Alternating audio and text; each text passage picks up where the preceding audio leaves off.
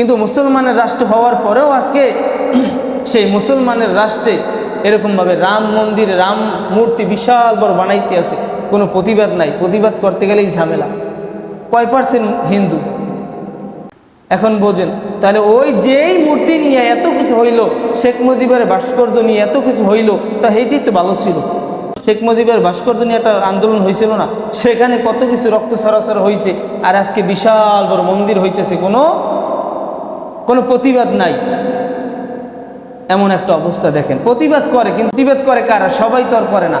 কেউ আছে মুখোশধারী আলেম, কেউ আছে মুখোশধারী হুজুর।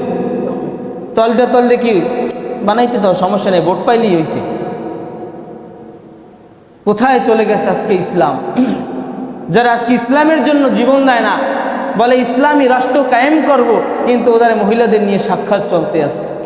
এটা হলো মদিনার ইসলাম বলে, আবার বলে আমরা ডিজিটাল ইসলাম কায়েম করব। লজ্জা শরমও নাই এদের।